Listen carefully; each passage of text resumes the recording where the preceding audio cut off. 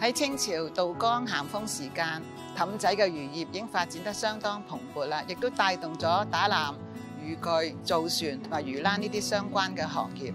氹仔嘅漁民已經上岸生活，而且以出海捕魚為生。海上嘅漁民往往係面對惡劣嘅天氣，實在係相當危險嘅，所以佢哋都會供奉一啲能夠保佑佢哋出海順風順水、漁獲豐盛嘅神明。昔日嘅小鎮風貌同埋古老廟宇，到而家都得到好好嘅保留。今日由我同歷史學者蔡佩玲小姐帶大家一齊遊覽漫步澳門街知，認識澳門嘅其中一條路線——氹仔廟宇。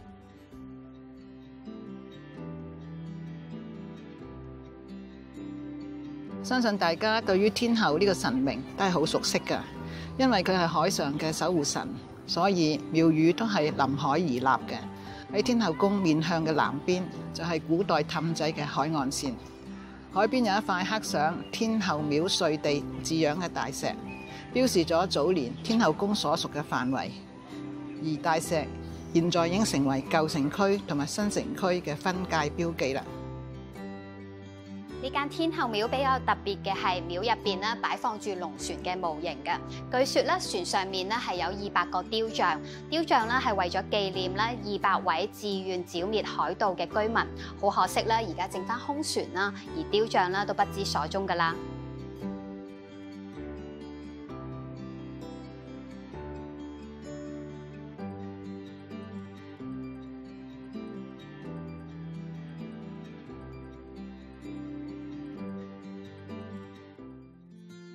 由天后公園告利亞斯利華街向前行，就可以抵達三婆廟。據說咧，廟入邊供奉嘅三婆神係天后嘅3家姐，同樣都係海上嘅守護神嚟㗎。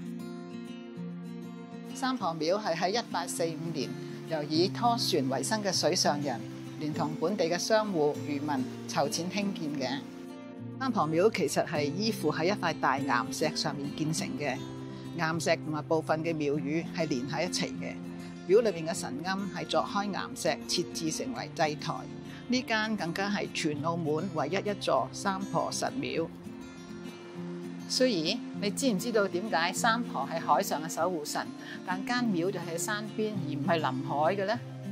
我梗係知道啦。根據歷史記載，古時嘅三婆廟一帶咧係海邊嚟嘅，而依家三婆廟附近啦依然有一座葡式嘅水景更亭，咁都係話俾我哋聽啦，呢附近係海邊嚟嘅。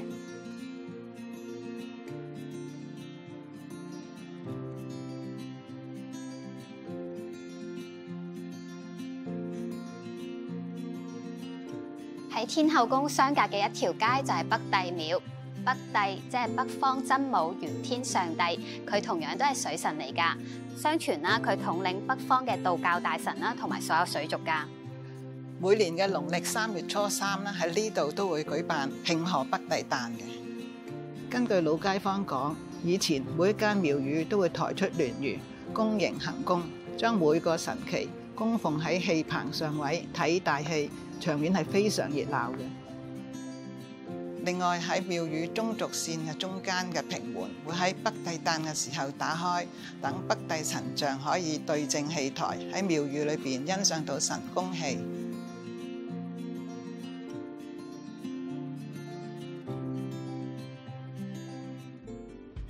由於填海造地，大型嘅交通設施相繼落成，使到氹仔嘅人口同埋行業迅速發展。氹仔由最初嘅村落逐漸變成新城市。雖然係咁，但係呢啲經歷悠長歲月嘅民間傳統信俗同埋廟宇，仍然係得到好好嘅保留。除咗可以讓信眾祈求參拜之外，仲可以俾遊人、本地嘅居民參觀遊覽，藉此加深對氹仔嘅認識。多謝晒蔡小姐為我哋介紹咁詳細嘅氹仔廟宇故事。如果觀眾有興趣嘅話咧，歡迎大家親身體驗氹仔廟宇呢條路線。